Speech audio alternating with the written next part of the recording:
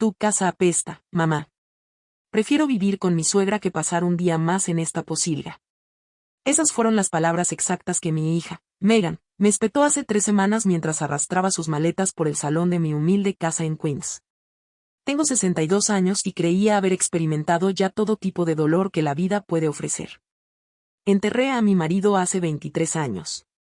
Crié a mi hija sola, trabajando turnos dobles como enfermera. Sobreviví a una cirugía de vesícula biliar que casi me cuesta la vida en 2016.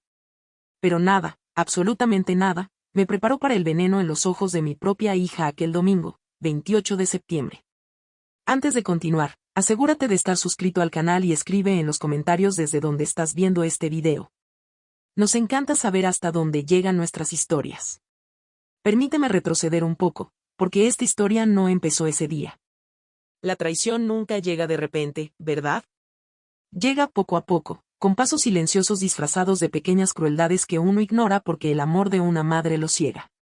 Durante los últimos 8 meses, desde que Megan, su esposo Robert y mis 2 nietos, Lucas y Valentina, se mudaron conmigo temporalmente tras perder su apartamento, noté cambios sutiles en mi hija.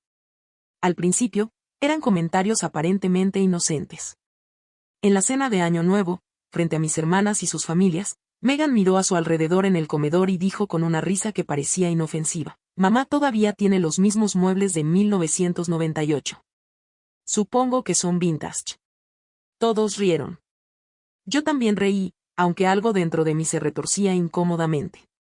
Mi hermana Patricia me miró con lástima. Luego empezaron las comparaciones. Cada vez que visitaban a la madre de Sarah Roberts, Megan volvía con historias elaboradas sobre la mansión de su suegra en el Upper East Side. Sarah tiene un jardín con una fuente y 3 baños completos. Imagínate, 3, decía, mirando nuestro único baño compartido como si fuera una letrina medieval. Valentina, mi nieta de 10 años, también empezó a decir cosas raras. La abuela Sarah tiene una casa como en las películas. ¿Por qué tu casa es tan pequeña, abuela Ellen? Me tragaba cada comentario como si fueran pastillas amargas. Me decía a mí misma que estaba siendo demasiado sensible, que Megan estaba estresada por sus problemas económicos, que no eran nada personal.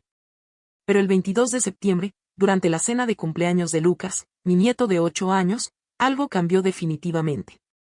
Había horneado un pastel de chocolate casero, el favorito de Lucas desde que tenía 3 años. Gasté $300 en una decoración sencilla, globos azules y una piñata pequeña. Invité a mi hermana y a algunos primos. Nada del otro mundo, pero lo hice con cariño y con el dinero que pude ahorrar de mi pensión. Cuando Lucas apagó las velas, Megan tomó fotos y murmuró lo suficientemente alto para que yo la oyera: «El año que viene, celebraremos tu fiesta en casa de tu abuela Sarah. Algo decente con payasos profesionales y una piscina». Robert la miró incómodo, pero no dijo nada. Nunca decía nada. Mi yerno siempre fue un hombre callado, del tipo que evita la confrontación. En aquel momento no lo sabía, pero Robert guardaba secretos sobre sus razones personales para tolerar la crueldad de mi hija hacia mí. Después de la fiesta, mientras lavaba los platos en la diminuta cocina que tanto parecía molestar a Megan, la oí hablar por teléfono en el patio. Su voz tenía ese tono cómplice que usamos cuando hablamos con alguien que comparte nuestros sentimientos menos nobles. No, Sarah. No puedo más. Es deprimente vivir aquí. Las paredes están húmedas. El barrio es ruidoso y mamá cocina con tanta grasa que toda nuestra ropa huele a fritura. Me quedé paralizada con el plato en las manos.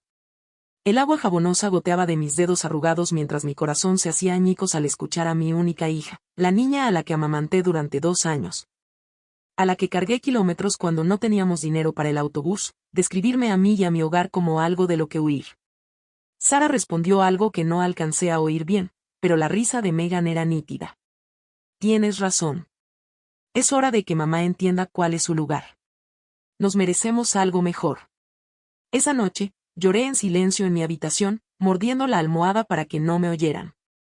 Me preguntaba en qué había fallado como madre. Recordé todas las noches que me salté la cena para que Megan pudiera tener material escolar nuevo. Los 3 trabajos que tenía a la vez mientras ella estudiaba en esa universidad privada que tanto deseaba. Estaba fatal. La beca parcial no cubría todo, así que pagué el resto limpiando oficinas temprano por la mañana después de mis turnos en el hospital. El 25 de septiembre, Megan empezó a empacar. No lo hizo con discreción.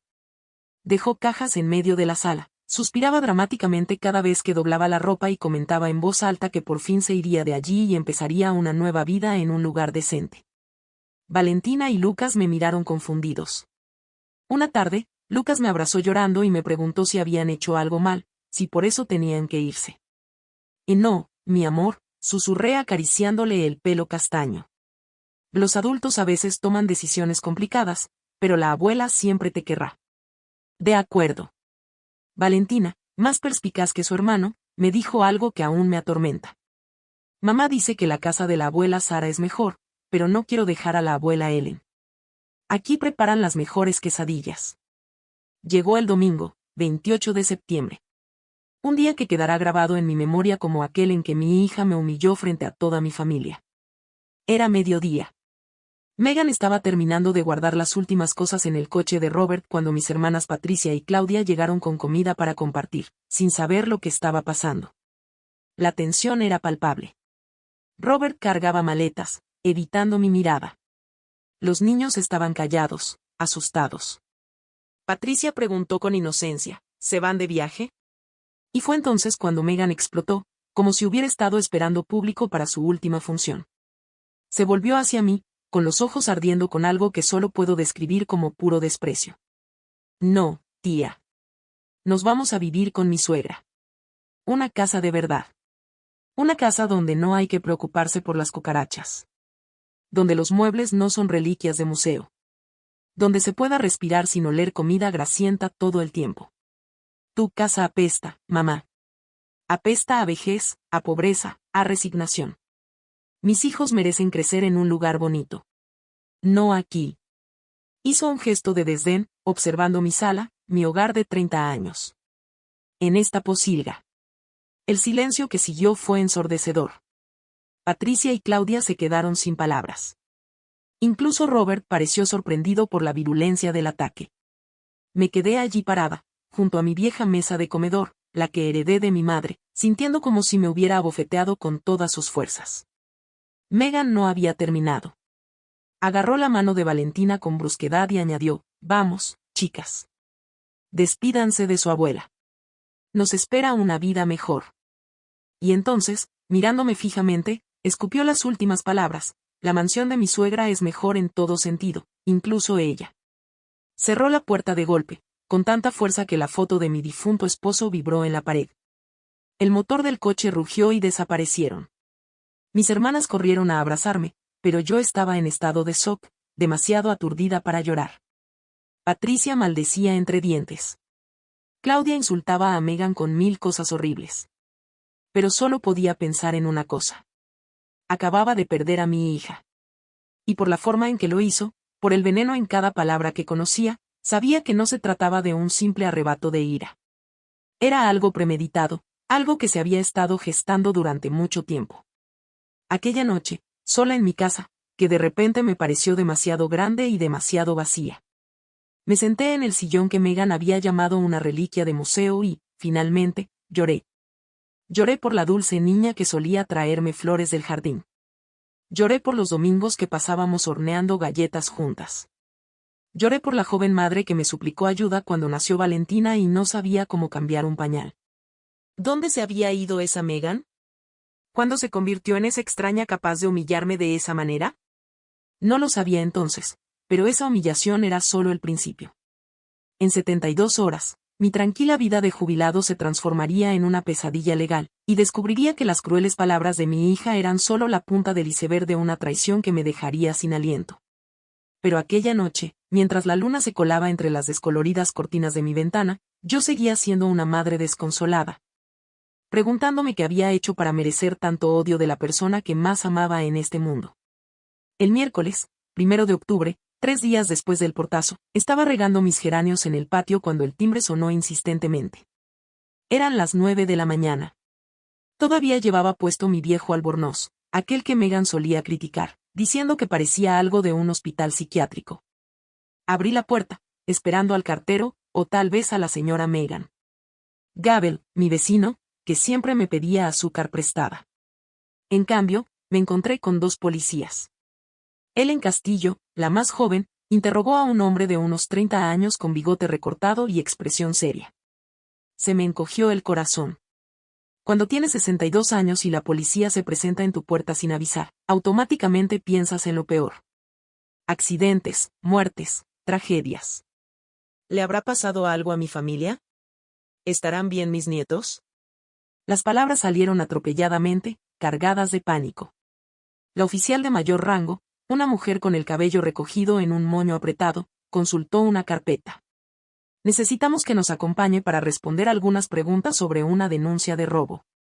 Su hija, Megan Castillo, presentó una denuncia formal ayer por la tarde.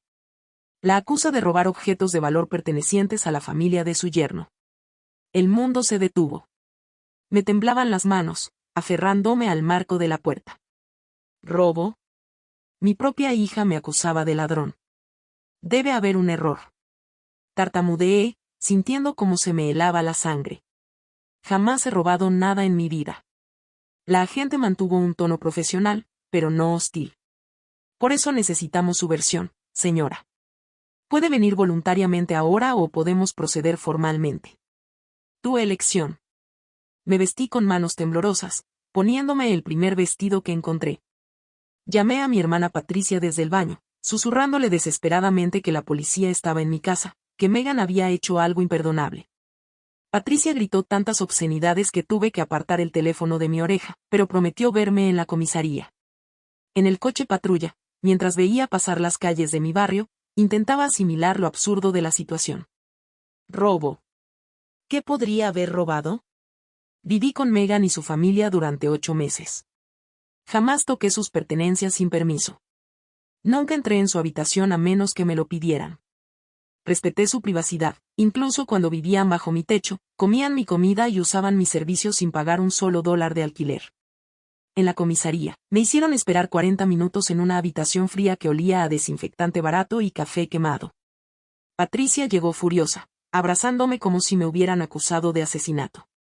Finalmente, nos llamaron a una oficina donde un detective de mediana edad llamado Ortega revisaba unos papeles con expresión seria. Señora Castillo, su hija alega que usted robó un conjunto de joyas de su equipaje, un collar de perlas, unos pendientes de diamantes y una pulsera de oro blanco. Según el informe, estas piezas pertenecen originalmente a la familia de Robert Salazar, su yerno, y están valoradas en aproximadamente $250,000. ¿Sabe algo sobre estas joyas? La habitación daba vueltas. $250,000. Las joyas que describía eran las mismas que mi madre me dejó al fallecer en 2010. Las mismas que le regalé a Megan en su boda hace 12 años, diciéndole que debían pasar de generación en generación. Las perlas pertenecen a mi abuela paterna. Los pendientes fueron un regalo de mi difunto esposo en nuestro 10º aniversario. Me compré la pulsera con mi primer sueldo como enfermera titulada. Que esa joya es mía, respondí con voz quebrada pero firme. Eran joyas de herencia de mi madre y de mi difunto esposo. Se las di a Megan el día de su boda. Tengo fotos, documentos, todo. El detective arqueó una ceja. Su hija afirma lo contrario. Dice que las piezas han pertenecido a la familia Salazar durante 3 generaciones y que usted las tomó de su habitación sin permiso 2 días antes de que se mudaran. Patricia estalló. Eso es mentira. Mi hermana nunca ha robado nada. Esa maldita Megan se lo está inventando todo. El detective la ignoró, centrándose en mí. ¿Puede probar la procedencia de estas joyas, señora Castillo? Y sí, respondí, aunque mi mente daba vueltas, tratando de recordar dónde guardaba los documentos antiguos.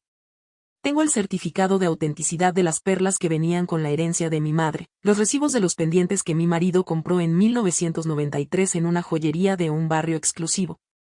Y fotografías mías luciendo todas esas piezas años antes de que naciera Megan. Algo cambió en la expresión del detective. Tomó notas. ¿Dónde está esta joya ahora? No lo sé. Se la di a mi hija. Supongo que ella lo tiene o lo tenía. El detective cerró el expediente. Necesito que reúna todas las pruebas que mencionó, fotografías, recibos, certificados, todo lo que tenga. Mientras tanto, no puede acercarse a su hija ni contactarla de ninguna manera. ¿Entendido? Asentí, sintiéndome como en una pesadilla surrealista. Una orden de alejamiento contra mi propia hija. Acusaciones de robo. ¿Qué demonios estaba pasando? Patricia me llevó a casa en coche, maldiciendo durante todo el trayecto. Pero estaba demasiado atónita para comprender su ira. Me sentí ultrajada, traicionada a un nivel que ni siquiera el portazo había alcanzado. Acusarme públicamente de robo no solo fue cruel. Fue premeditado. Su objetivo era destruir mi reputación, mi integridad, todo lo que soy. Esa tarde, después de que Patricia se marchara prometiéndome conseguirme un abogado, me senté frente a mi viejo ordenador. Necesitaba revisar algo que había estado ignorando por pereza, mi cuenta bancaria. Tenía acceso online, pero casi nunca la consultaba. Mi pensión se ingresaba automáticamente cada mes. Gasté poco. No había razón para controlarlo constantemente. Inicié sesión en el sistema con dedos temblorosos. Mi contraseña seguía siendo la fecha de nacimiento de Megan, algo que ahora me parecía dolorosamente irónico. La pantalla cargó y mostró mi saldo actual, 122.400 pesos. Me quedé mirando las cifras sin entender. Imposible. Tenía ahorrados más de $300.000. Lo sabía porque revisé el saldo en febrero, cuando estaba pensando en reformar el baño. ¿Dónde habían ido a parar casi $180.000? Con las manos aún más temblorosas, comencé a revisar el historial de transacciones. Febrero, un retiro de $20.000. Marzo, $15.000.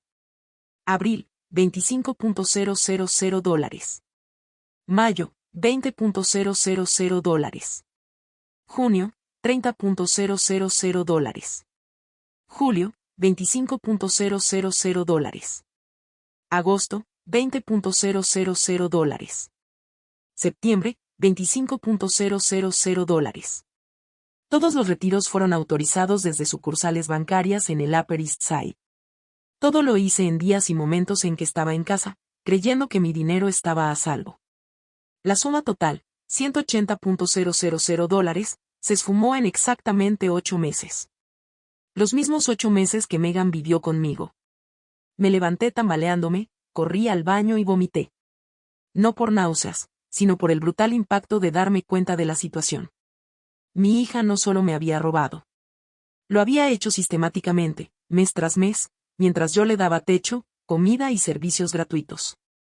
Mientras me humillaba por mis muebles viejos y mi modesta casa, estaba vaciando los ahorros de toda mi vida. Pero eso no explicaba cómo. Nunca le di acceso a mi cuenta. Nunca compartí contraseñas ni tarjetas. Entonces recordé el poder notarial. Hace 4 años, cuando me operaron de la vesícula y existía riesgo de complicaciones, mi abogado, James, me recomendó otorgarle a Megan un poder notarial limitado. Era solo para emergencias médicas, para que pudiera tomar decisiones si yo quedaba incapacitada. Firmé los papeles sin pensarlo 2 veces. Era mi única hija. Confiaba en ella plenamente. Ese poder notarial le daba acceso legal a mis cuentas bancarias en caso de emergencia. Y Megan, mi dulce hija, que solía regalarme flores, lo había usado para robarme durante 8 meses seguidos.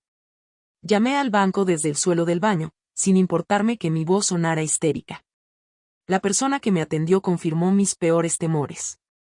Los retiros se hicieron en la ventanilla con identificación oficial y un poder notarial. Desde la perspectiva del banco, todo era completamente legal. Para anularlos, tendría que demostrar fraude, lo que implicaría una denuncia penal y un largo proceso legal. Colgué el teléfono y me quedé sentada en las frías baldosas, abrazando mis rodillas como una niña asustada. El rompecabezas comenzaba a encajar, y la imagen que revelaba era monstruosa. Megan no solo me robó el dinero, sino que también me acusó de robarle joyas que yo le había regalado. ¿Por qué? ¿Qué ganaba destruyéndome por completo? Entonces llegó la segunda revelación de aquel terrible día. Encontré un sobre en la basura de la cocina, arrugado entre cáscaras de huevo y servilletas sucias que había pasado por alto. Lo alisó con cuidado. Era de un hospital privado muy caro, dirigido a Robert Salazar a mi domicilio. Dentro había una factura impaga. Consultas de urología sobre tratamiento de fertilidad. Análisis de laboratorio. Total a pagar, $96.000. Fecha del último servicio, 15 de agosto. Robert y Megan habían estado acudiendo a una clínica de fertilidad. Tratamientos carísimos que explicaban a la perfección a dónde había ido a parar parte del dinero que me habían robado. Intentaban tener un tercer hijo con mis ahorros, sin mi conocimiento ni consentimiento. Me reí, una risa amarga y entrecortada que brotó de algún rincón oscuro de mi ser. La audacia era casi admirable en su pura maldad, robarme para pagar tratamientos que yo, con la conciencia tranquila, habría financiado con gusto si me lo hubieran pedido con sinceridad. Pero no, prefirieron tomarme por tonta, por una anciana que no revisaba sus cuentas. No dormí esa noche. Me quedé despierta en la oscuridad de mi habitación, mirando al techo mientras mi mente procesaba cada detalle, la humillación pública, la mudanza repentina a casa de Sara, la acusación de robo, los retiros bancarios. Todo estaba conectado, pero aún no comprendía el panorama completo. Aún no entendía el objetivo final. A las 3 de la mañana tomé una decisión. No iba a permitir que me destruyeran. No iba a permitir que mi propia hija me convirtiera en una víctima. Había criado a Megan sola tras enviudar. Tenía 3 trabajos. Sobreviví cuando todos decían que no podría. No iba a derrumbarme ahora. Al amanecer del jueves, 2 de octubre, llamé a James Mendoza, el abogado que había llevado mis asuntos legales durante 15 años. Un hombre serio de unos 50 años, que me había ayudado con mi testamento, el poder notarial y la escritura de la casa. Le expliqué todo. La puerta se cerró de golpe, la acusación, los retiros bancarios, la factura del hospital. James permaneció en silencio durante un largo rato después de que terminé. Finalmente, dijo, Ellen, esto es serio. Muy serio. Tu hija está preparando un caso en tu contra, pero no solo legalmente. Está intentando destruir tu credibilidad. Necesito que confíes plenamente en mí y hagas exactamente lo que te diga. ¿Puede hacerlo? Sí, respondí sin dudar. Bien. Primero, vamos a recuperar toda la documentación de esas joyas. Segundo, solicitaremos el historial completo de su cuenta bancaria, incluyendo cualquier grabación de videovigilancia de las sucursales donde se realizaron los retiros. En tercer lugar, y esto es crucial, no contactes a Megan bajo ninguna circunstancia. Busca provocar una reacción emocional en ti. No se la des. Pasé ese jueves reuniendo pruebas. Encontré las fotos de mi boda donde llevaba los pendientes de diamantes, el certificado de las perlas que heredé de mi madre, guardado en una caja metálica que no había abierto en años. El recibo amarillento de la joyería en el barrio exclusivo, fechado en 1993. Pero mientras lo organizaba todo meticulosamente, una pregunta me asaltó. ¿Por qué me acusaban específicamente de robar esas joyas? ¿Dónde estaban ahora? Y, sobre todo, ¿qué más desconocía sobre la traición de mi hija? La respuesta llegaría pronto, y sería más devastadora de lo que jamás hubiera imaginado. El viernes, 3 de octubre, James llegó a mi casa a las 10 de la mañana con una computadora portátil bajo el brazo y un semblante serio. Lo que estaba a punto de mostrarme lo cambiaría todo para siempre. Ellen, conseguí algo a través de un contacto en la fiscalía. Empezó a abrir su computadora sobre mi mesa de comedor. Normalmente, esto requeriría una orden judicial, pero dado que usted presentó una contrademanda por fraude bancario, pudimos acceder al expediente completo que Megan presentó en su contra. Y hay algo más. Me senté frente a él, con las manos entrelazadas sobre mi regazo para que no me temblaran. James giró la pantalla hacia mí. Eran capturas de pantalla de conversaciones de WhatsApp entre 2 contactos, Megan y su suegra, Sara. Un técnico forense recuperó estos mensajes del teléfono que Megan entregó como prueba, sin darse cuenta de que también documentaban algo más. Léelo despacio. Sé que será difícil. Los primeros mensajes eran de febrero, justo cuando comenzaron los misteriosos retiros de mi cuenta. Megan escribió, Sara, hice el primer retiro, $20.000. Mamá ni siquiera revisa su cuenta. ¿De verdad es tan descuidada con el dinero?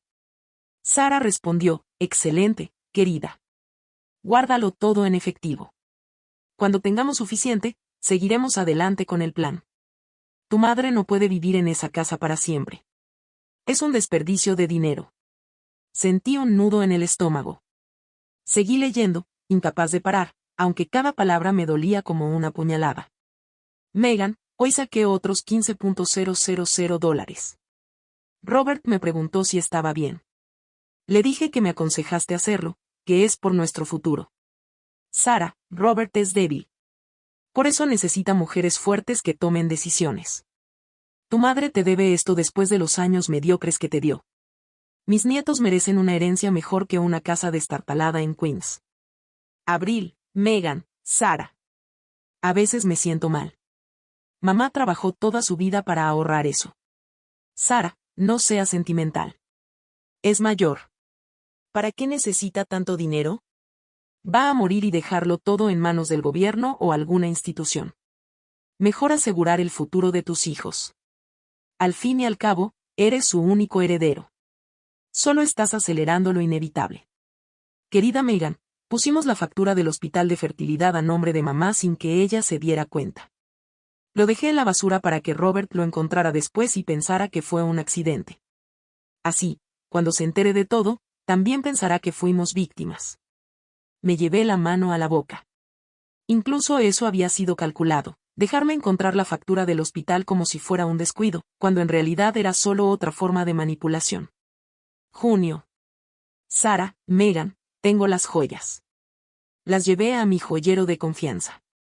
Se pueden vender fácilmente por $200,000.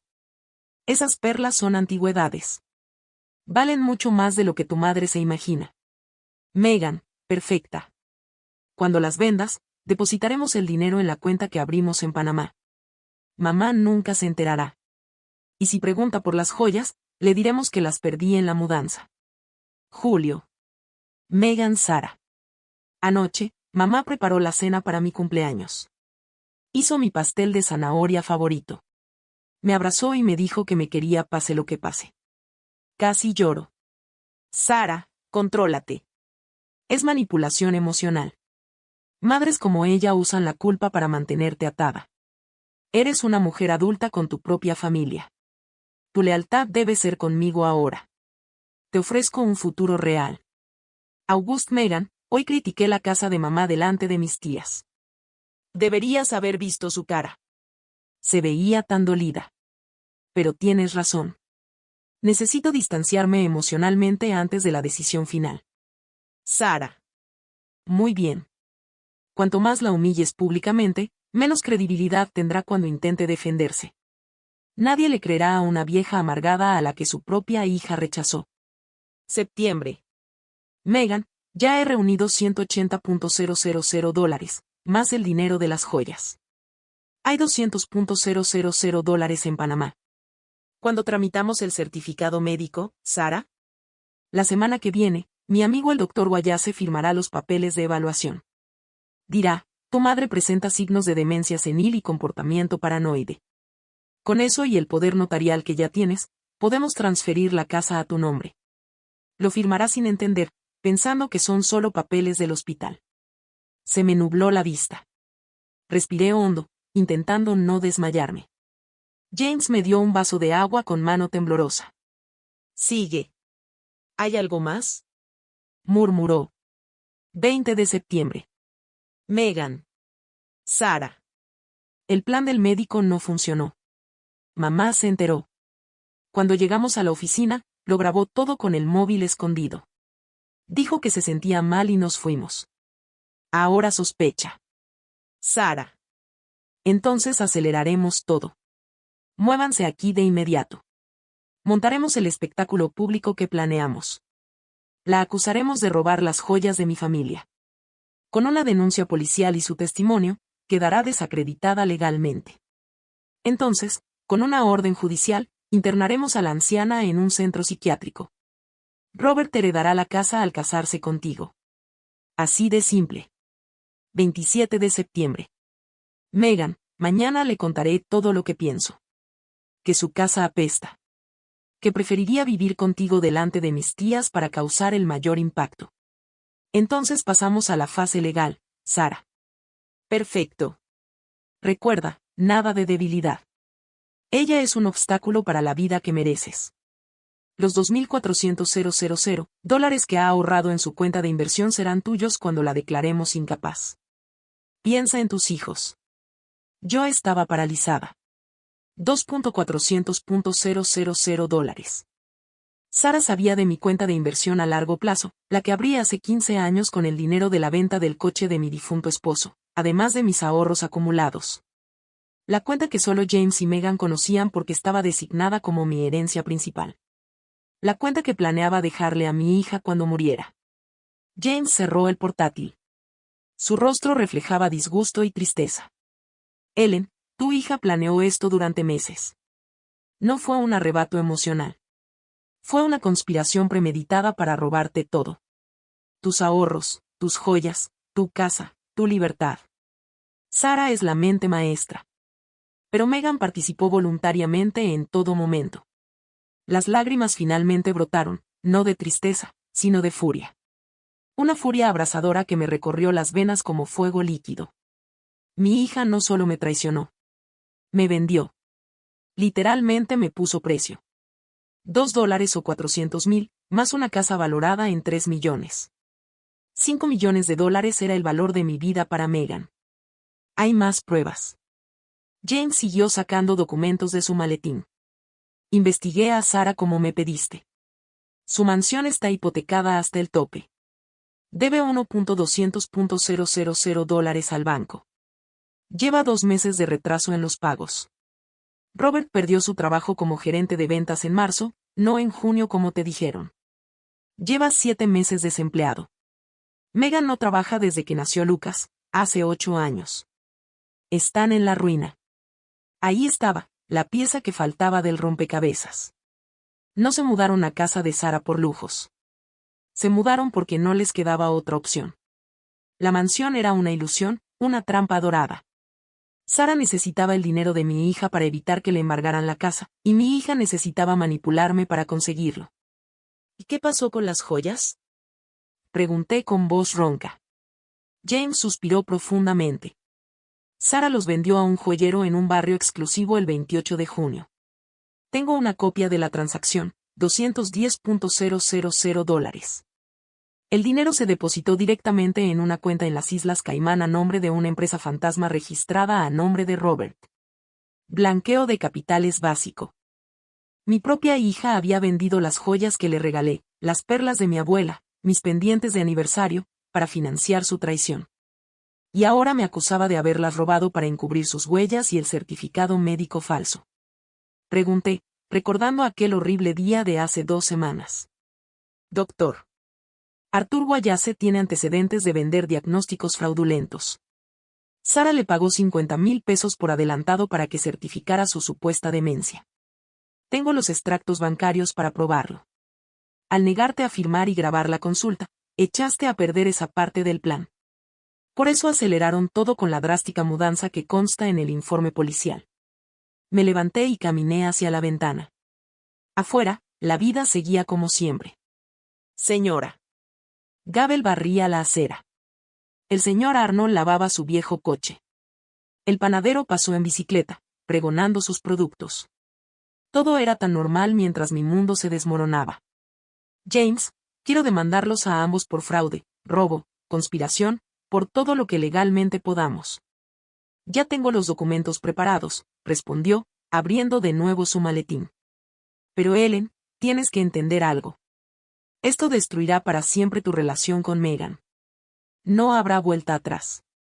Probablemente irá a la cárcel.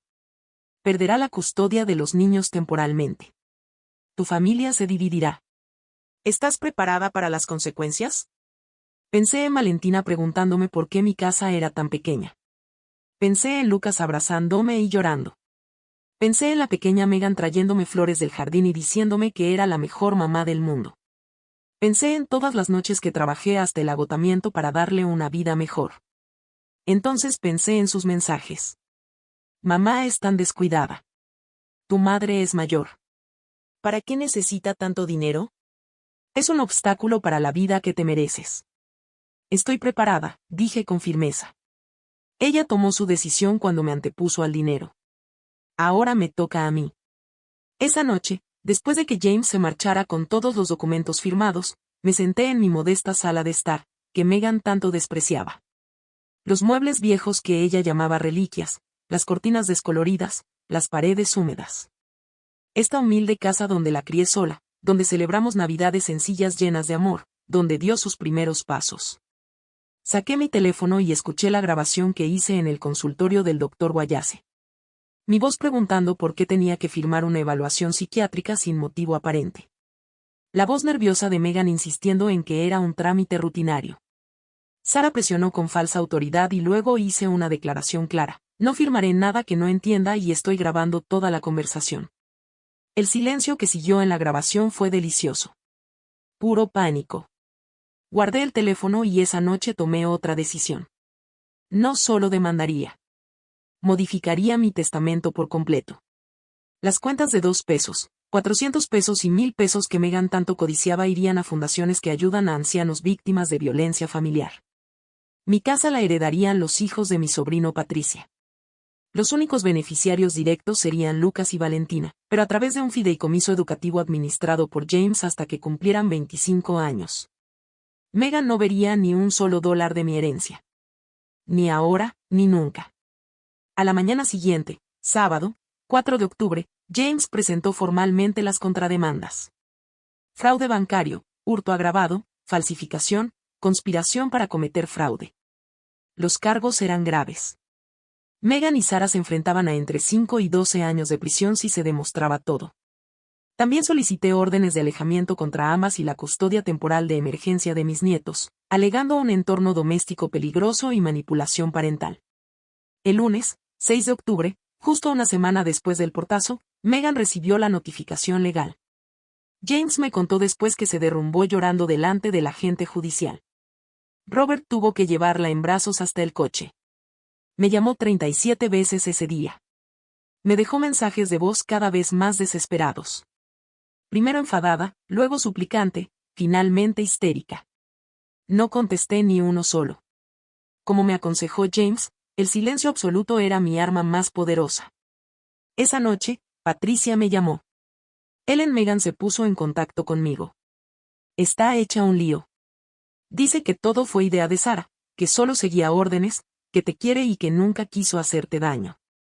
¿Leíste las transcripciones de los mensajes que te envié? Pregunté fríamente. Sí. Entonces sabes que está mintiendo.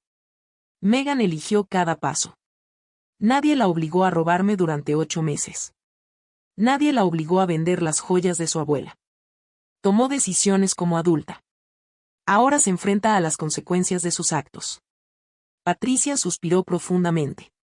Tienes razón. Solo quería confirmar que para mí esa chica también está muerta. Al colgar, miré las fotografías de la pared. Megan en cada etapa de su vida, bebé, adolescente, novia radiante, madre primeriza. En cada foto, yo estaba allí, sosteniéndola en brazos, abrazándola, celebrándola. Me preguntaba cuándo, exactamente, se convirtió en una extraña. ¿Fue un proceso gradual, o hubo un momento preciso en el que la hija que amaba murió y nació esta desconocida capaz de semejante traición?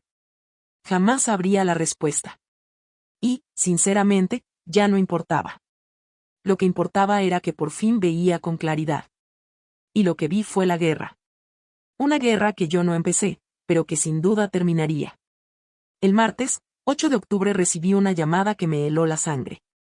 Era Valentina, mi nieta de 10 años, llorando desconsoladamente al otro lado del teléfono.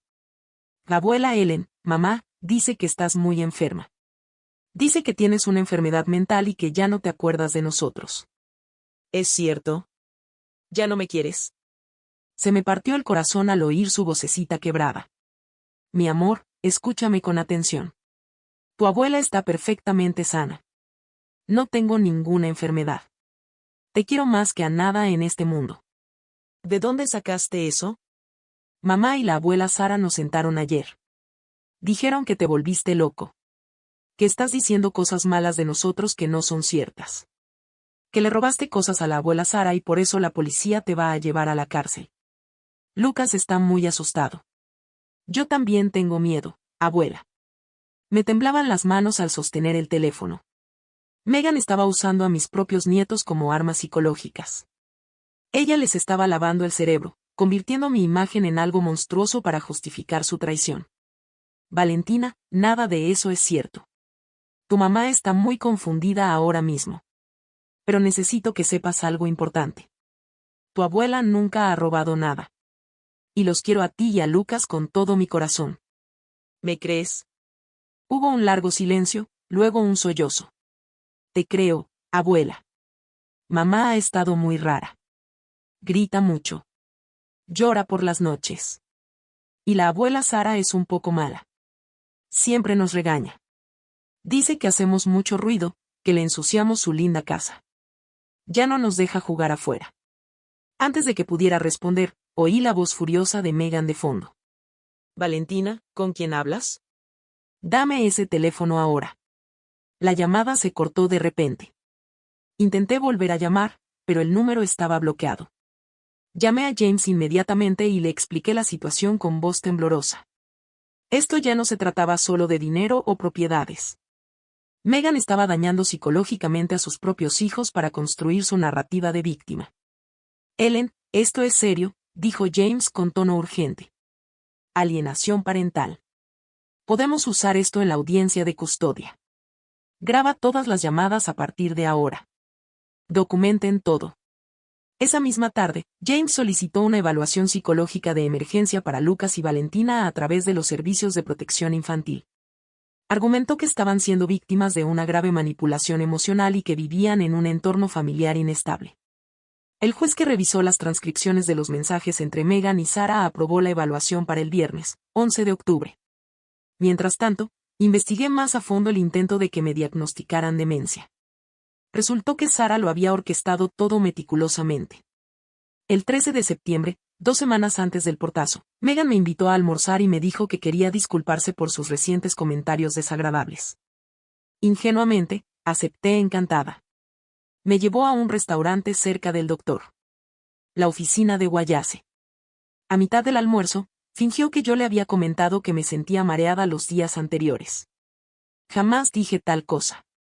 Insistió en que pasáramos rápidamente por la consulta de una amiga suya, que tenía un médico cerca, solo para descartar cualquier problema de presión arterial. Cuando llegamos, ya había papeles preparados.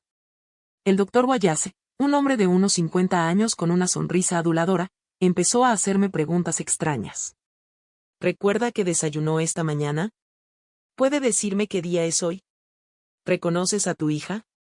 Algo en su tono me alertó. Era demasiado condescendiente, como si le hablara a un niño pequeño. Discretamente saqué mi teléfono y activé la grabadora, ocultándola bajo la mesa. Doctor, ¿por qué me hace estas preguntas? Vine para que me tomaran la presión arterial, no para una evaluación psicológica. Megan interrumpió rápidamente. Mamá, es el protocolo habitual. Solo contesta. Pero Guayase cometió un error crucial. Me deslizó unos papeles y dijo, señora Ellen, necesito que firme este consentimiento para un tratamiento psiquiátrico prolongado. Es solo un trámite para su expediente. Leí el encabezado. Solicitud de internamiento voluntario por deterioro cognitivo grave. Se me heló la sangre. Esto no era una evaluación rutinaria. Era una trampa legal para declararme incapaz y privarme de mi autonomía. Y no voy a firmar nada, dije con firmeza, guardando el teléfono, que seguía grabando. Y para su información, doctor, he grabado toda la consulta, incluyendo su intento de hacerme firmar documentos de compromiso fraudulentos. Guayase palideció. Megan se levantó de golpe, derramando su café. Sara, que esperaba afuera, entró justo en ese momento, preguntando qué ocurría. Los tres se miraron con evidente pánico. Esta reunión ha terminado, anuncié, poniéndome de pie con dignidad. Mis abogados se pondrán en contacto con ustedes. Salí de aquella oficina temblando, pero triunfante. Aquella grabación era oro puro. Documentaba una conspiración criminal en tiempo real. Intentar certificar falsamente la demencia de alguien para privarlo de sus derechos legales es un delito federal grave. 3 semanas después, esa grabación era una pieza clave del expediente legal. James la había entregado a las autoridades junto con la documentación de los $50,000 que Sara le pagó a Guayase. El médico enfrentaba cargos por falsificar documentos médicos y ya tenía su licencia profesional suspendida temporalmente. El jueves, 10 de octubre, un día antes de la evaluación psicológica de mis nietos, sucedió algo inesperado. Robert apareció en mi puerta alrededor de las 8 de la noche. Se veía demacrado, con profundas ojeras y la ropa arrugada. Había perdido mucho peso. Ellen, por favor. Necesito hablar contigo. Suplicó cuando abrí la puerta apenas un poco. Y sé que no merezco tu tiempo, pero por favor, 5 minutos. En contra de mi buen juicio, y probablemente desobedeciendo las órdenes de James, lo dejé entrar. Se sentó en el sofá como un hombre derrotado, con la cabeza entre las manos. Y todo se descontroló, comenzó a decir con voz quebrada. Nunca quise que llegara tan lejos. Mi madre, Sarah, puede ser muy persuasiva, muy manipuladora. Perdí mi trabajo en marzo. Nos quedamos sin dinero. Estábamos desesperados. Sarah se ofreció a dejarnos vivir con ella si la ayudábamos con sus problemas económicos. ¿Y decidisteis robarme? Pregunté fríamente. No al principio. Al principio, solo íbamos a pedir un préstamo. Pero Sarah convenció a Megan de que jamás nos lo prestarías voluntariamente, de que eras tacaña, de que estabas acaparando millones mientras tu hija sufría. Cada conversación era un veneno, Ellen. La envenenó contra ti durante meses. Megan es adulta. Tomó sus propias decisiones. Lo sé, admitió Robert, mirándome finalmente a los ojos. No la estoy justificando. Lo que hizo es imperdonable. Pero debes saber algo. Sarah tiene un plan B. Si perdemos el juicio, luchará por la custodia completa de Lucas y Valentina. Tiene abogados caros. Argumentará que Megan es una madre inestable por tu culpa. Que los niños necesitan una estabilidad que solo ella puede brindarles. Entonces usará a los niños como moneda de cambio para obligarte a negociar. Se me revolvió el estómago. Quitarles los niños a su propia madre. Sarah no ve a los niños como personas. Los ve como recursos, como moneda de cambio. Si los controla a ellos, controla a Megan. Y si controla a Megan, al final te controlará a ti. ¿Por qué me cuentas esto? Robert respiró hondo. Porque estoy cansado de ser un cobarde. Porque mis hijos no merecen crecer en un ambiente tóxico. Y porque siempre fuiste buena conmigo, Ellen, cuando todos los demás me trataban como un fracaso por haber perdido mi trabajo, me preparabas café y me decías que las cosas mejorarían. Nunca lo olvidé. Me quedé en silencio, asimilando la información. Robert continuó, voy a testificar a tu favor en la audiencia. Voy a contárselo todo. Los robos, la manipulación de Sarah, la venta de las joyas, todo. Megan probablemente me odiará para siempre. Mi madre me desheredará, pero es lo correcto. ¿Y Megan sabe que estás aquí? No. Cree que salí a comprar cigarrillos. Lleva 2 horas llorando en su habitación. Sarah le gritó hoy que es una inútil, que arruinó el plan perfecto, que por su culpa lo van a perder todo. El banco va a embargar la casa de mi madre en 30 días. Vivimos en un polvorín a punto de estallar. Le ofrecí café, pero lo rechazó. Se marchó 20 minutos después, dejándome con información que lo cambió todo una vez más. Sarah no se rendiría fácilmente. Jugaría sucio, usando a mis nietos como escudos humanos. Esa noche llamé a James para informarle de la visita de Robert. Al principio se molestó porque técnicamente había infringido el protocolo, pero le entusiasmó la posibilidad de tener un testigo interno. Si Robert testifica, el caso se cierra. Ningún juez ignorará el testimonio del marido implicado. El viernes, 11 de octubre tuvo lugar la evaluación psicológica. 2 trabajadoras sociales entrevistaron a Lucas y Valentina por separado durante 4 horas en un entorno controlado. No se me permitió estar presente, pero James asistió como mi representante legal. Los resultados fueron devastadores, pero no sorprendentes. Valentina mostró signos de ansiedad severa y confusión emocional.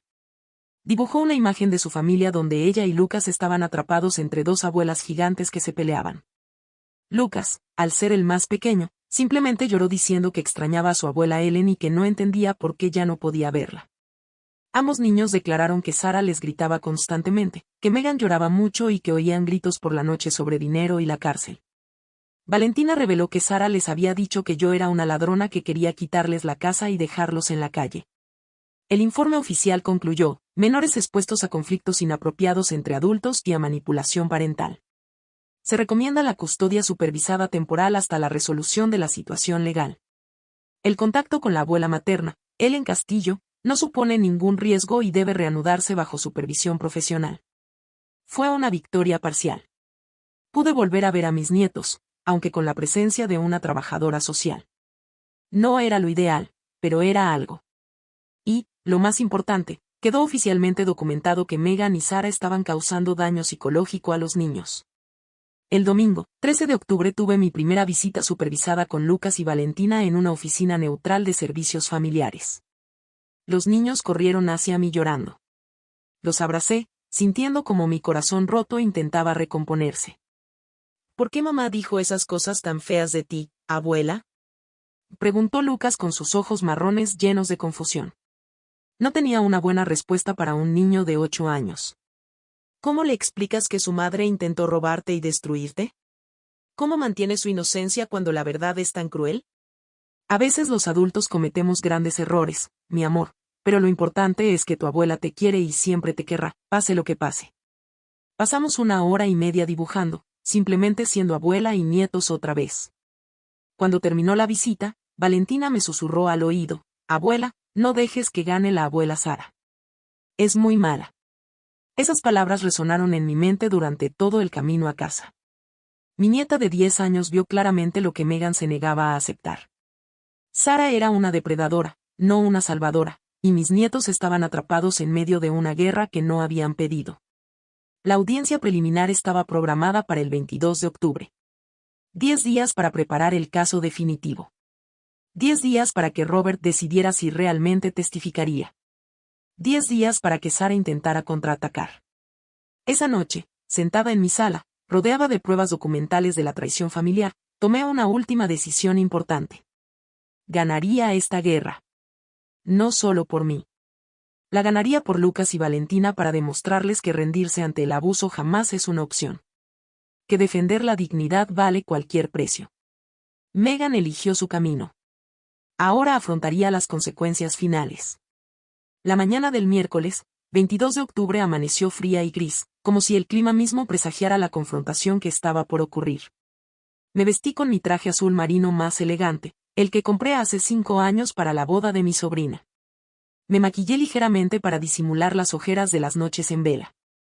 Quería que el juez viera a una mujer digna, no a una víctima destrozada. James me recogió a las 8 en punto. En el coche, repasamos la estrategia final. Robert había confirmado su testimonio por mensaje de texto 2 noches antes. Sus palabras exactas fueron: voy a decir la verdad, aunque me cueste todo. Mis hijos merecen saber que su padre tuvo algo de dignidad al final. La sala del tribunal estaba en el tercer piso de un edificio gris en el centro. Llegamos media hora antes de la audiencia, programada para las 9:30. Mis hermanas, Patricia y Claudia, ya esperaban afuera junto con 3 de mis sobrinos, que vinieron a darme apoyo moral. Patricia me abrazó con fuerza sin decir palabra. No hacían falta palabras. A las 9:15, Megan llegó con Sara. Mi hija estaba demacrada, casi irreconocible. Había perdido peso. Llevaba el pelo desaliñado y gafas de sol oscuras que no se quitó hasta entrar en el edificio. Sara, en cambio, vestía un traje color marfil de alta gama y caminaba con la arrogancia de quien cree que aún tiene el control de la situación. Nuestras miradas se cruzaron por primera vez en 24 días. Megan palideció y apartó la vista rápidamente. Sara me escrutó con un desprecio apenas disimulado. Entonces murmuró algo al oído de su abogado, un hombre corpulento con un maletín de cuero que gritaba: «Caro», a kilómetros de distancia. Robert llegó el último, solo, con un traje arrugado y la expresión de un condenado a muerte. Megan lo vio y algo cambió en su rostro. Primero confusión, luego una comprensión horrorizada. Se levantó de un salto de la silla como si un resorte la hubiera jalado. «¿Qué haces aquí?», susurró con urgencia, cuyo tono se oyó en el silencioso pasillo. «Dijiste que tenías una entrevista de trabajo». Robert no respondió. Simplemente entró en la sala del tribunal cuando el alguacil nos llamó. Megan se tambaleó, agarrándose a la pared. Sara la sujetó del brazo con brusquedad, siseando algo que no alcancé a oír, pero que hizo que mi hija empezara a temblar visiblemente. La jueza era una mujer de unos 50 años llamada Beatrice Mendoza, conocida por ser justa pero implacable en casos de fraude familiar. Revisó los expedientes durante varios minutos antes de hablar. Y este es un caso extraordinariamente complejo que implica múltiples acusaciones graves. Fraude bancario, hurto agravado, falsificación de documentos médicos, abuso sexual de menores. Procederemos escuchando primero al demandante, luego a los demandados y, finalmente, a los testigos. ¿Están ambas partes listas? El abogado de James y Sara asintió. La audiencia comenzó. James presentó el caso metódicamente. Los retiros bancarios no autorizados, $180,000 en 8 meses, las capturas de pantalla de las conversaciones entre Meghan y Sara planeando robarme. Vender mis joyas y declararme incapaz, la grabación del doctor. La oficina de Guayase intentó que firmara documentos de compromiso falsos. Los registros bancarios mostraban el pago de $50,000 de Sara a Guayase, la venta de mis joyas heredadas por $210,000 y las cuentas en el extranjero. Cada prueba se presentó con documentación impecable. Fotografías antiguas de mi boda donde llevaba los pendientes de diamantes. Certificados de autenticidad de las perlas de mi madre, fechados en 1982. Los recibos originales estaban amarillentos, pero legibles. Los extractos bancarios mostraban cada transacción fraudulenta resaltada. El juez Mendoza escuchaba con expresión cada vez más grave. Sara se removió incómoda en su asiento. Meghan mantenía la mirada fija en la mesa, mientras lágrimas silenciosas rodaban por sus mejillas bajo las gafas. Luego me tocó testificar. Me puse de pie, con las piernas temblando, pero con voz firme. Señoría, crié a mi hija sola tras enviudar a los 39 años. Trabajé jornadas extenuantes para poder darle una educación privada. Me salté comidas para que pudiera tener material escolar nuevo. La amé incondicionalmente durante 35 años. Cuando perdieron su apartamento, les abrí las puertas de mi casa sin dudarlo. Les di techo, comida y servicios públicos gratuitos durante 8 meses. Y durante esos 8 meses, mi hija me robó sistemáticamente mientras me humillaba públicamente por tener una casa modesta. Se me quebró la voz, pero continué, no estoy aquí por el dinero. Estoy aquí porque intentaron que me declararan falsamente demente para internarme y apoderarse de todo lo que construí durante 62 años de una vida honesta. Utilizaron a mis nietos como armas emocionales, llenándoles la cabeza de mentiras sobre su abuela. Esto no fue un error ni un malentendido. Fue una conspiración premeditada durante meses para destruirme. Me senté, sintiendo todas las miradas sobre mí. Patricia lloraba desconsoladamente en la galería. El abogado de Sara, un hombre llamado Wilkes, intentó desacreditar las pruebas, argumentando que las conversaciones de WhatsApp habían sido sacadas de contexto. Que el poder notarial le daba a Meghan el derecho legal de usar mis cuentas y que las joyas realmente pertenecían a la familia Salazar. Pero James refutó cada argumento con documentación adicional. Expertos calígrafos confirmaron la autenticidad de las conversaciones. Testimonio del joyero que compró las perlas, describiendo las piezas exactas que aparecían en mis fotos de boda. Documentos notariales que demostraban que el poder notarial era exclusivamente para emergencias médicas, no para acceso discrecional a cuentas bancarias. Llegó entonces el momento que lo cambiaría todo. James llamó a Robert al estrado. Mi yerno avanzó como un condenado. Meghan sollozó audiblemente. Sara se puso rígida, con la mandíbula apretada y los ojos llameando de furia. Robert juró decir la verdad. Entonces, con voz monótona pero clara, comenzó a confesar: perdí mi trabajo en marzo. No en junio, como le dijimos a Ellen. Estábamos arruinados. Mi madre, Sara, nos ofreció vivir con ella a cambio de que la ayudáramos con sus deudas. Explicó que Ellen tenía más de $2 millones ahorrados que nunca usó, y que era egoísta por acumular tanto dinero mientras su hija sufría. Convenció a Meghan de que tomar ese dinero no era robo, sino un anticipo de la herencia que eventualmente le correspondería. El juez se inclinó hacia adelante. ¿Y usted participó en esta conspiración? Sí, señoría. Sabía de los retiros bancarios. Firmé los papeles de la cuenta en las Islas Caimán donde depositamos el dinero de la venta de las joyas. Estaba presente cuando intentaron que Ellen firmara documentos falsos de incapacidad. Soy culpable de todo. Sarah se levantó de un salto. Mientes. Te pagan por decir esto. La jueza golpeó con el mazo. Ordene a la señora Salazar que se siente inmediatamente o será expulsada. Robert continuó sin cesar. Mi madre miente. Ella lo organizó todo. Le pagó al doctor Guayase $50,000 que yo transferí desde su cuenta. Convenció a Megan durante meses de que Ellen era un obstáculo para la vida que merecíamos. Le envenenó la mente hasta que mi esposa empezó a creer que su propia madre era la enemiga. ¿Por qué testifica usted contra su familia?, preguntó el juez. Porque mis hijos están sufriendo. Porque Valentina tiene pesadillas en las que dos abuelas gigantes están peleando mientras ella grita pidiendo ayuda. Porque Lucas pregunta por qué la abuela Ellen ya no los quiere. Porque estoy harto de ser un cobarde que permitió que destruyeran a una mujer inocente que solo nos dio amor. Megan se derrumbó por completo, desplomándose sobre la mesa con sollozos que sacudían todo su cuerpo. El abogado Wilkes intentó objetar, pero Robert ya había abierto la veda. Ellen siempre fue buena conmigo. Cuando todos me juzgaron por haber perdido mi trabajo, ella me preparó café y me dijo que las cosas mejorarían. Nunca merecimos su amabilidad, y mucho menos merecíamos traicionarla así.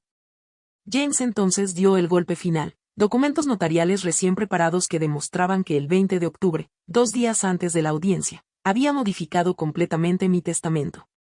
Los $2,400 de mi cuenta de inversión se donarían a 3 organizaciones, una fundación para personas mayores vulnerables, un refugio para mujeres víctimas de violencia doméstica y un programa de asistencia jurídica para ancianos maltratados.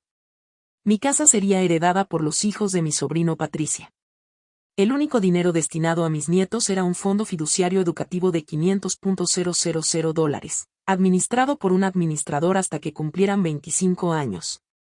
Megan no recibiría absolutamente nada. Además, James anunció, mi cliente presentará una denuncia penal completa por fraude agravado, hurto calificado y conspiración. Solicitamos la pena máxima permitida por la ley. El abogado Wilkes intentó argumentar que Megan tenía circunstancias atenuantes, que era madre de 2 menores, que actuó bajo la influencia de Sarah y que había mostrado arrepentimiento. El juez Mendoza lo interrumpió bruscamente. El arrepentimiento solo surgió después de ser descubierta. Las conversaciones presentadas demuestran una planificación deliberada durante 8 meses. Esto no fue un error de juicio. Fue un fraude sistemático contra un miembro vulnerable de la familia. Dedicó 15 minutos a revisar toda la documentación de nuevo. El silencio en la habitación era opresivo. Los únicos sonidos eran los sollozos ahogados de Megan y el tamborileo de los dedos de Sarah sobre la mesa. Finalmente, el juez habló. Tras un exhaustivo análisis de las pruebas presentadas, este tribunal declara lo siguiente. Megan Castillo es culpable de fraude bancario agravado y malversación de fondos mediante abuso de confianza familiar. Se le impone una pena de 5 años de prisión, con posibilidad de reducción a 3 por buena conducta. Además, deberá restituir la totalidad del monto de $180,000 más los intereses legales. Megan gimió como un animal herido. Patricia aplaudió una vez antes de que el alguacil la silenciara. Sarah Salazar es culpable de conspiración para cometer fraude, receptación de bienes robados y soborno a un profesional médico. Condenada a 8 años de prisión sin posibilidad de reducción. Sus bienes serán confiscados para cubrir la restitución y las multas. Sarah se puso de pie de un salto, gritando obscenidades. 2 agentes tuvieron que sujetarla físicamente. Su abogado intentó solicitar una apelación inmediata, pero la jueza ya había dictado sentencia. Robert Salazar, por su cooperación y testimonio completo, este tribunal reduce los cargos a encubrimiento. Sentencia: 2 años de prisión condicional con libertad vigilada y servicio comunitario. La custodia de los menores se evaluará por separado.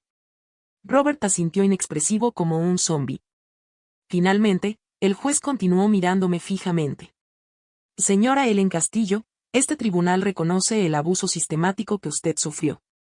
Su testamento modificado es legal y será respetado. Las órdenes de alejamiento contra el acusado permanecen vigentes indefinidamente. La custodia temporal de sus nietos estará a cargo de los servicios sociales hasta una nueva audiencia. Golpeó el mazo. Caso cerrado. Los acusados permanecerán bajo custodia preventiva mientras se tramita la apelación formal.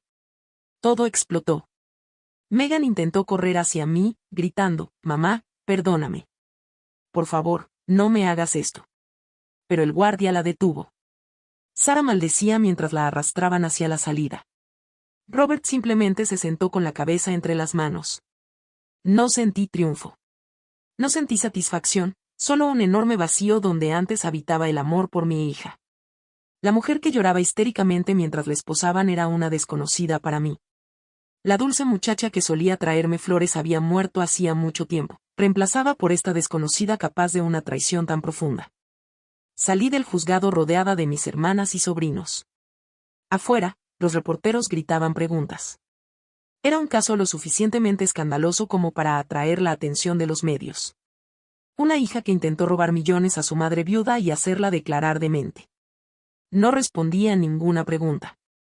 Simplemente me subí al coche de James y le pedí que me llevara a casa. Mi modesta casa, con los muebles viejos que Megan tanto detestaba. Mi hogar, que por fin volvía a ser completamente mío. Aquella noche, sola en mi sala, abrí una botella de vino que había guardado para una ocasión especial. Brindé por mí misma por haber sobrevivido, por conservar mi dignidad cuando intentaron destruirla, por demostrar que subestimar a una anciana es un error fatal. Mi teléfono sonó 30 veces con llamadas de números desconocidos, probablemente Megan desde la cárcel. No respondí. Ya no tenía nada que decirle a la mujer que una vez fue mi hija. El precio de la justicia era perder a Megan para siempre. Pero el precio de no hacer nada habría sido perderme a mí misma. Y finalmente, después de 62 años, aprendí que salvar el alma vale cualquier sacrificio, incluso sacrificar a la propia hija. Han pasado 5 meses desde que aquella audiencia cambió mi vida para siempre. Ahora es marzo, y la primavera empieza a asomar tímidamente en mi pequeño jardín de Queens. Los geranios que planté en enero florecen con colores vibrantes que parecen celebrar mi renacimiento. Estoy sentada en mi patio este sábado por la tarde, tomando café y viendo las mariposas revolotear entre las flores. La misma casa que Megan llamaba posilga ahora se siente como un santuario. Remodelé el baño con parte del dinero que el tribunal ordenó restaurar. Las paredes ya no tienen humedad. Pinté la sala de un suave color melocotón. Compré cortinas nuevas, no porque necesitara la aprobación de nadie, sino porque me dio la gana. La sentencia de Megan se hizo oficial el 15 de noviembre, 3 años en una prisión de mínima seguridad con posibilidad de salir en 2 por buena conducta. Sarah cumple una condena de 8 años en una prisión de mediana seguridad. Su mansión, que estaba hipotecada, fue embargada por el banco en diciembre. Se vendió en subasta por $1,2 millones, apenas suficiente para cubrir la deuda pendiente más los intereses. Robert obtuvo la custodia temporal de Lucas y Valentina bajo la estricta supervisión de los servicios sociales. Encontró un trabajo modesto como vendedor en unos grandes almacenes, con un sueldo modesto. Nada comparable a lo que tenía antes, pero es honesto. Vive con los niños en un pequeño apartamento de 2 habitaciones. No es un lujo, pero es decente. Veo a mis nietos todos los domingos en visitas supervisadas que ahora duran 3 horas completas. Ya no necesitamos la presencia de un trabajador social, pero Robert siempre está ahí, respetuoso y discreto. Él nunca intenta justificar lo que hizo. Simplemente permite que los niños tengan una relación con su abuela mientras reconstruye su vida poco a poco. Valentina cumplió 11 años en febrero. Lucas tiene 9 ahora. Ambos asisten a terapia psicológica semanal, financiada por el fondo educativo que creé. La terapeuta, la doctora Alice Vargas, me informa que están procesando el trauma gradualmente. Valentina entiende más de lo que desearía que entendiera una niña de 11 años. Lucas todavía pregunta cuándo volverá su mamá a casa. No tengo una respuesta fácil para esa pregunta. Megan me escribió 17 cartas desde la cárcel. Llegaron entre noviembre y enero. Las primeras eran histéricas, llenas de súplicas desesperadas y promesas vacías. Mamá, perdóname. No sabía lo que hacía. Sarah me manipuló. Te amo. Por favor, sácame de aquí. Como si el amor pudiera borrar 8 meses de robo sistemático y traición calculada, las cartas posteriores cambiaron de tono, ira, acusaciones. Arruinaste mi vida. Mis hijos van a crecer sin madre por tu culpa. Eres vengativa y cruel. ¿Dónde está tu perdón cristiano? Como si yo fuera responsable de sus decisiones criminales, como si defender mi dignidad fuera un acto de venganza y no de justicia básica. La 16ª carta, fechada el 20 de enero, era diferente, más corta, más resignada. Mamá, entiendo que no me vas a perdonar. Entiendo que he perdido el derecho a llamarte mamá. Solo te pido que cuides de mis hijos. Ellos no tienen la culpa de nada de esto. Son inocentes de este desastre que yo provoqué. No respondí a ninguna de las 17 cartas. James me aconsejó que me mantuviera completamente alejado hasta que Meghan hubiera cumplido al menos un año de su condena. Si respondes ahora, lo interpretará como debilidad, como una oportunidad para manipularte de nuevo. Dale tiempo para que afronte las consecuencias reales. La 17ª carta llegó hace 3 semanas. El sobre estaba manchado, la letra temblorosa. Mamá, estoy embarazada. De 3 meses. Es de Robert. Obviamente, fue justo antes de entrar aquí. Los médicos de la prisión dicen que daré a luz en septiembre. No sé qué hacer. No sé cómo criar a un tercer hijo desde la cárcel. No les pido que me perdonen. Te informo porque mereces saberlo. Esa carta me destrozó como ninguna otra. Un bebé inocente que nacería tras las rejas. Mi tercer nieto que comenzaría su vida visitando a su madre en prisión. El ciclo del trauma que se perpetúa en una nueva generación. Llamé a Robert esa noche. Él ya lo sabía. Meghan me lo contó hace 2 semanas. Todavía lo estoy asimilando. No sé si nuestro matrimonio sobrevivirá a esto, Ellen, pero ese bebé es mío y no lo abandonaré. Le pregunté si necesitaba ayuda económica. Se negó amablemente. Tu fondo fiduciario ya está pagando la terapia del niño. Ya has hecho suficiente. Nos las arreglaremos. Pero 3 días después, recibí una llamada del doctor Vargas. La señora Ellen Robert me autorizó a compartir esto con ustedes. Los niños están muy angustiados por la noticia del bebé. Valentina pregunta si podrías ayudar cuando nazca. Lucas dice que el bebé necesitará a su abuela buena, no a la abuela mala que está en la cárcel. Esa conversación me quitó el sueño varias noches. ¿Hasta dónde llegaba mi responsabilidad? Ya estaba criando emocionalmente a 2 nietos traumatizados. ¿Tenía que extender esa responsabilidad a una tercera persona que ni siquiera había nacido? ¿Podía hacerlo sin volver a involucrar a Meghan? Hablé con Patricia. Mi hermana, siempre práctica, fue directa. Ellen, ese bebé no tiene la culpa. Pero no tienes obligación de sacrificarte más. Ya has dado suficiente. Ya has perdido suficiente. Si decides ayudar, hazlo con límites claros. Si decides no involucrarte, también es válido. Tu salud mental es importante. Hablé con mi terapeuta. Sí, ahora también estoy en terapia. Tengo sesiones semanales con una psicóloga especializada en traumas familiares. Ella me ayudó a comprender que perdonar y reconciliarme son cosas diferentes, y que podré perdonar sin permitir jamás que Meghan vuelva a acercarse a mí. Poner límites no es crueldad, es supervivencia. Hace 2 semanas tomé una decisión. Contacté con Robert y le propuse un plan. Cuando nazca el bebé, yo cubriría los gastos médicos no incluidos en el seguro básico de la prisión. También pagaría lo básico, una cuna, ropa, pañales y leche de fórmula, pero no tendría contacto directo con Meghan. Todo se gestionaría a través de Robert y los servicios sociales. Robert aceptó con una gratitud que me conmovió profundamente. Ellen, después de todo lo que mi familia te hizo, sigues siendo más generosa de lo que merecemos. No lo hago por Meghan, respondí con firmeza.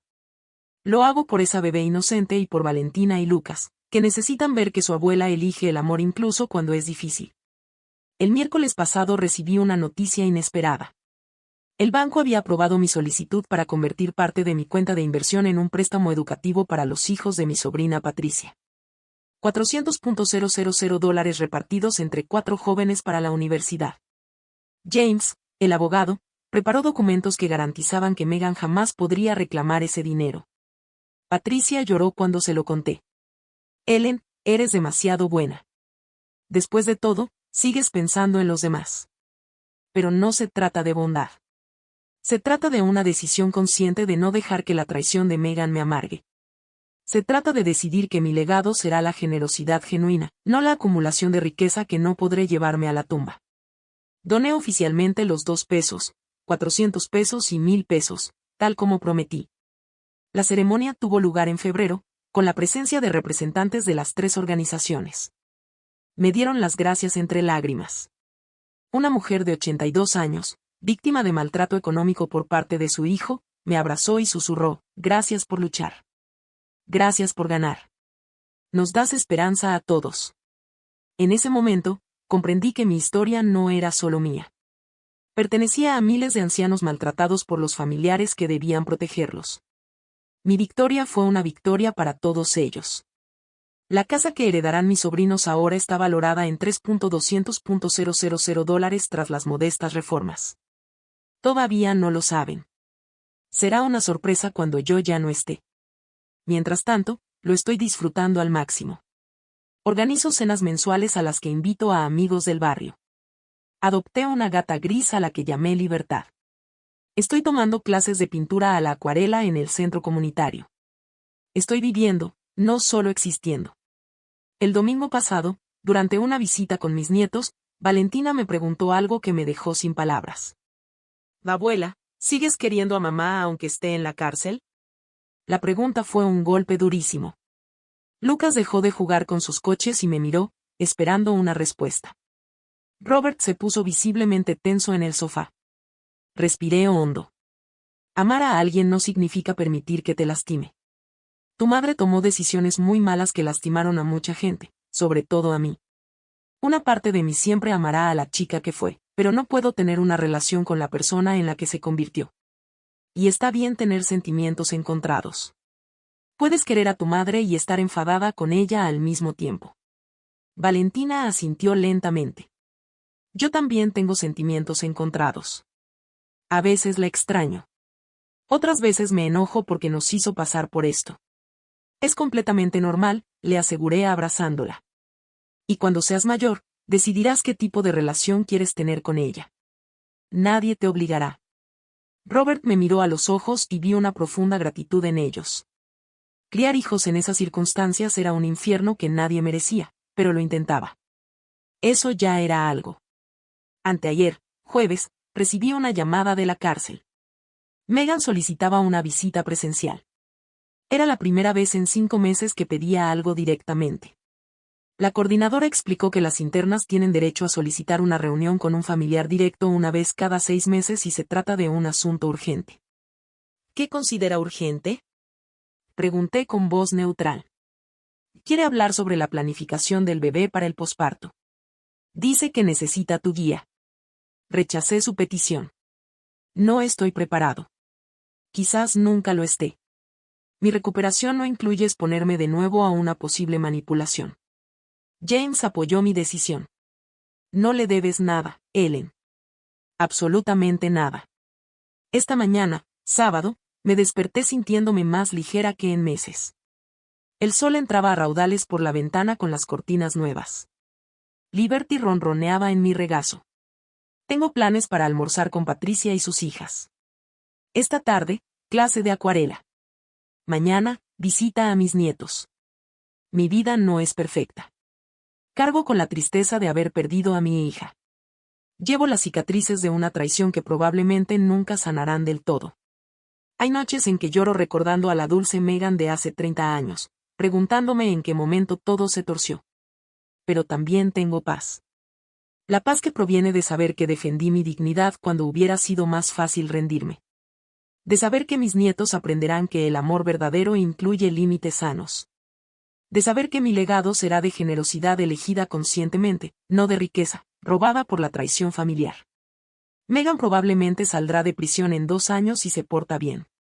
Tendrá 38 años. Su hijo tendrá 1 año y medio. Lucas tendrá 11. Valentina, 13. Para entonces, será un mundo diferente para ella, un mundo en el que no tendré ninguna obligación de recibirla con los brazos abiertos.